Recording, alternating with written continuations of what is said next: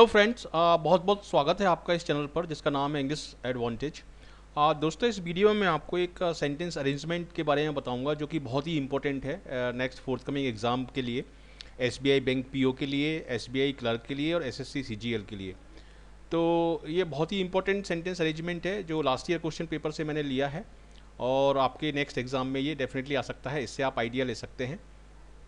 देखिए, ये है सेंटेंस अरेंजमेंट जिसको पैरा जंबल भी बोलते हैं। इसमें 6 सेंटेंस दिए हुए हैं, यहाँ पे आप देख सकते हैं A B C D E N F. तो ये 6 सेंटेंस दिए हैं, लेकिन ये जंबल्ड अप हैं, मिक्सड अप हो गए हैं और आपको इनको एक सीक्वेंस में लगाना है ताकि एक मीनिंगफुल पैराग्राफ बनाया जा सके। और उस सीक्वेंस के बेस पे यदि आप सही सीक्वेंस बना लेते हैं तो आपके 5 क्वेश्चन बिल्कुल इसमें सही हो जाएंगे। तो इसमें जो सबसे बड़ा फंडामेंटल है वो यही है कि लॉजिकली आपको कोरिलेट करना है एक सेंटेंस को दूसरे सेंटेंस से। और उसके बाद दूसरा सबसे इंपॉर्टेंट पॉइंट ये है कि इसमें फर्स्ट सेंटेंस फिगर आउट करना है आपको, कि अगर आप फर्स्ट सेंटेंस निकाल लेते हैं तो दूसरे सेंटेंस को फॉलो करना बहुत आसान हो जाता है। अब देखिए, देखते हैं, सॉल्व करते हैं। देखिए, specially pitiable is the plight of poor farmer who can not afford a tubewell to irrigate his land. इस पूरे पैराग्राफ में देखिए, जो अभी ड्राउट सिचुएशन आई थी, जो सूखा पड़ा था लातूर में, महाराष्ट्र में, और गवर्नमेंट अरेंजमेंट कर रही थी, टैंक से पानी भेज रही थी, काफ़ी लोगों को बहुत प्रॉब्लम हो रही थी। तो उसके बारे में है, ये ड्राउट सिचुएशन के बारे में है ये पूरा पैराग्राफ। तो हमें सबसे पहले फिगर आउट करना है कि फर्स्ट सेंटेंस इस पैराग्राफ का कौन सा होगा। अब देखिए, इसमें एलिमिनेट करना है आपको कि फर्स्ट सेंटेंस कौन सा नहीं हो सकता। जब आप एलिमिनेट कर देंगे कि फर्स्ट सेंटेंस ये नहीं हो सकता तो फर्स्ट सेंटेंस सामने निकल के आ जाएगा आपके। देखिए, specially pitiable is the plight, specially pitiable is the plight. देखिए, इसमें कुछ डिफ़िकल्ट वर्ड्स यूज हुए हैं, उसका मीनिंग मैं पहले आपको बता देता हूँ। पिटिएबल का मतलब जिस पर दया आती है आपको, बहुत ही पैथेटिक सिचुएशन है, उसको बोलते हैं पिटिएबल। प्लाइट कंडीशन को बोलते हैं। ये जो प्लाइट वर्ड आया है यहाँ पर, इसको कंडीशंस को बोलते हैं, गरीबों की कंडीशन, ठीक है। और पेडिकमेंट प्रॉब्लम या समस्या या ऑब्स्ट्रक्शन को बोलते हैं। इक्विटेबल मतलब बराबर है उसके, इसको बोलते हैं। ड्राउट, ये ड्राउट है, ड्राउट मतलब सूखा। और प्रीवेलिंग मतलब अभी जो चल रही है उसको बोलते हैं प्रीवेलिंग। यहाँ पर एक वर्ड हुआ है, वर्ड यूज हुआ है अपहिल टास्क। अपहिल टास्क मतलब डिफ़िकल्ट सिचुएशन, ठीक है। दो एक कंजक्शन होता है, तो कंजक्शन यहाँ से सेंटेंस शुरू नहीं होगा, देखिए। और ईदर बे, देखिए यहाँ से भी सेंटेंस शुरू नहीं होगा, क्योंकि ईदर बे का मतलब है दोनों ही तरीकों से। तो वो दोनों तरीके इससे पहले आना चाहिए, तभी तो हम बोलेंगे कि दोनों ही तरीके से ये प्रॉब्लम इस तरह से है। तो ये सेंटेंस यहाँ से सेंटेंस शुरू नहीं होगा। अब देखिए, no better is the situation elsewhere. Elsewhere मतलब और कहीं, और कहीं भी सिचुएशन उससे अच्छी नहीं है।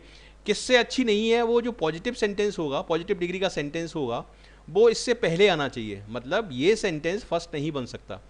स्पेशली मतलब स्पेशल, स्पेसिफिक कर रहे हैं किसी एक पर्टिकुलर सेंटेंस को, तो यहाँ से भी सेंटेंस, ये सेंटेंस भी फर्स्ट नहीं हो सकता, ये सेंटेंस फर्स्ट नहीं हो सकता, ये सेंटेंस देखिए फर्स्ट नहीं हो सकता। फर्स्ट सेंटेंस इन दोनों में से एक है, इन दोनों में से एक फर्स्ट सेंटेंस होगा। तो देखिए, दिस एक ऐसा वर्ड है जिससे नॉर्मली एक पैराग्राफ शुरू होता है। In flood affected areas the predicament is more, ये भी लगता है कि फर्स्ट सेंटेंस है, लेकिन फर्स्ट सेंटेंस यहाँ से शुरू होगा। ये देखिए, दिस ईयर, ये आपका है first sentence. This year many states have been badly affected by the drought situation prevailing in the country. इस साल काफ़ी स्टेट्स, इंडिया के अंदर काफ़ी स्टेट्स बहुत बुरी तरह प्रभावित हुई हैं, बैडली अफेक्टेड हुई हैं। किस सिचुएशन से? ड्राउट सिचुएशन से, सूखा की सिचुएशन जो महाराष्ट्र में, लातूर में और डिफरेंट स्टेट्स में पड़ी थी, उसके बारे में ये बात हो रही है। तो डेफिनेटली यही सेंटेंस, लॉजिकली यही सेंटेंस आपका फर्स्ट है।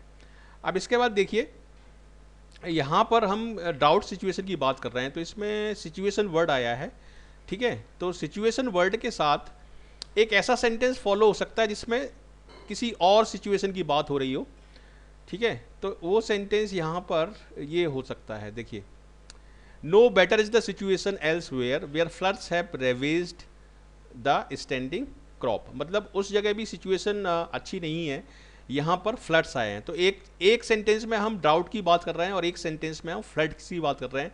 यहाँ पर फसल बर्बाद हो गई है, रेवेज हो गई है। तो उसके बाद आपका जो लॉजिकल पेयर बनेगा वो ये बनेगा आपका बी, क्योंकि पहले हम यहाँ ड्राउट की सिचुएशन बता रहे हैं और फिर बोल रहे हैं कि नो बेटर, मतलब इसमें सिचुएशन बेटर नहीं है, यहाँ पर सिचुएशन खराब है और यहाँ पर भी सिचुएशन बेटर नहीं है, मतलब ये बेटर जो आएगा ये इस सेंटेंस के बाद आएगा, ठीक है।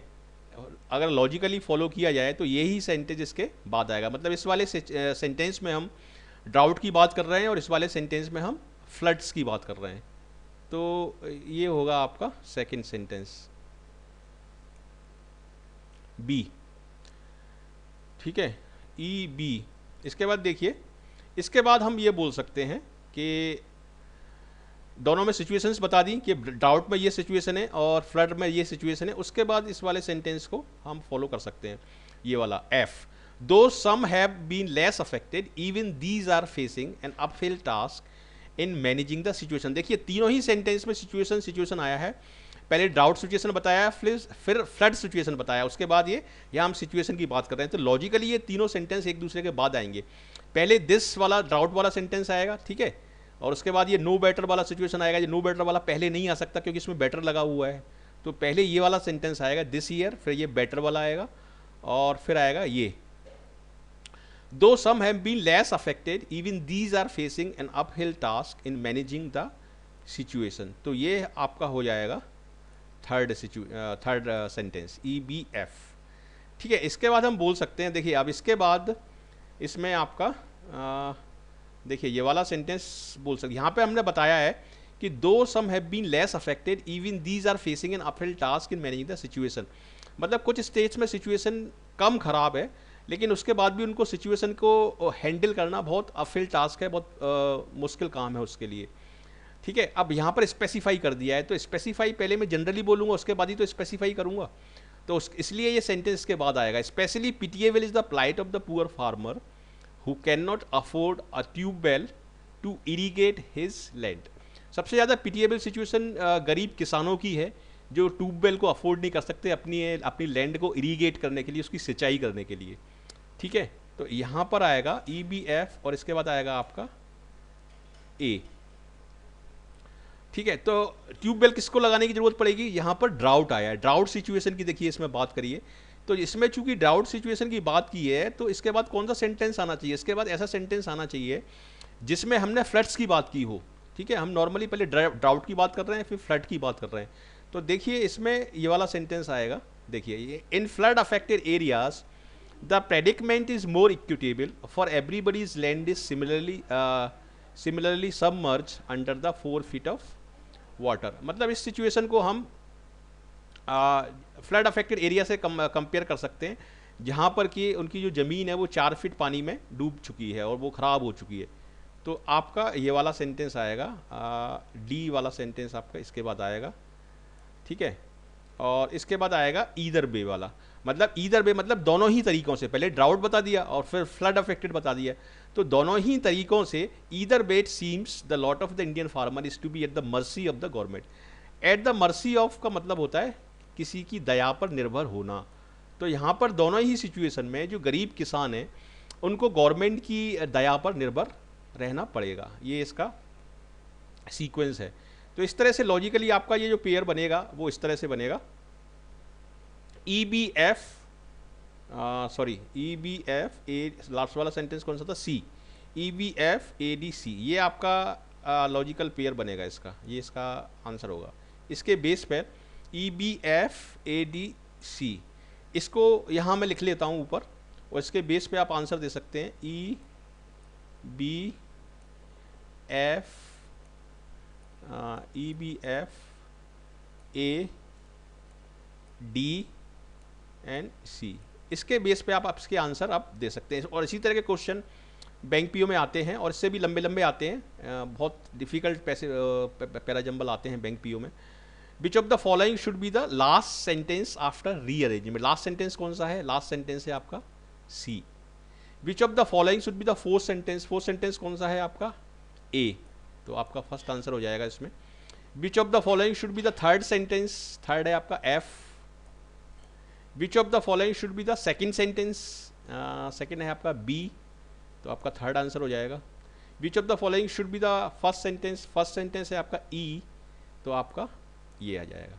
तो इस तरह से ये पांचों क्वेश्चन आपके सही हो गए। सिंपल लॉजिक आपको सिंपल अप्लाई करना है इसमें, और कोरिलेट करना है एक सेंटेंस से दूसरे सेंटेंस से, जो प्रीवियस सेंटेंस है उसको फोर्थकमिंग सेंटेंस से कोरिलेट करके आप आसानी से इन सेंटेंस को सॉल्व कर सकते हैं। और वोकेबलरी थोड़ी अच्छी होनी चाहिए आपकी। वोकेबलरी आपकी रीडिंग के थ्रू, यदि आप न्यूज़पेपर पढ़ते हैं, न्यूज़पेपर में आपको द हिंदू आप पढ़ सकते हैं और इंडियन एक्सप्रेस, ये दो मैंने आपको बताए, द हिंदू और इंडियन एक्सप्रेस, ये बहुत अच्छे न्यूज़पेपर हैं जो आईएएस के एस्पिरेंट्स भी पढ़ते हैं, बैंक पीओ के एस्पिरेंट्स भी पढ़ते हैं। इसमें काफ़ी अच्छा कंटेंट्स आता है और काफ़ी अच्छा मटेरियल आपको मिल सकता है। तो इस वीडियो में मैंने आपको बहुत इंपॉर्टेंट पैराजम्बल लिया है एसबीआई बैंक पीओ के लिए। और यदि आपको ये वीडियो अच्छा लगा है तो मुझे कमेंट करके बताइए कैसा लगा आपको। शेयर करिए अपने फ्रेंड्स के साथ, ज़रूर लाइक करिए। यदि आपको थोड़ा सा भी यूजफुल लगा है तो ज़रूर लाइक करिए। और यदि आप फर्स्ट टाइमर हैं इस चैनल पर तो ज़रूर हमारे साथ जुड़िए, आपका बहुत बहुत स्वागत है। ज़रूर इस चैनल को सब्सक्राइब करिए। सब्सक्राइब करने का फ़ायदा ये होगा कि आपको इस तरह के वीडियोस इसमें मिलते रहेंगे। और यहाँ पर हम जो पढ़ाते हैं इस चैनल में पूरी तरीके से रिजल्ट ओरिएंटेड पढ़ाते हैं, पूरी तरीके से एग्ज़ाम ओरिएंटेड पढ़ाते हैं। तो कंटेंट आपको जो मिलेंगे पूरी तरीके से एग्ज़ाम ओरिएंटेड मिलेंगे, इसलिए सब्सक्राइब करना मत भूलिए, ज़रूर जुड़िए। और यदि आप सब्सक्राइब करते हैं तो मैं आपका बहुत बहुत स्वागत करता हूँ। और इस चैनल पे आपका स्वागत है, आप सभी तरह के वीडियो कंटेंट आपको मिलेंगे इसमें, ठीक है। So thank you very much for watching this video and I wish you all the best for your bright future. Thank you.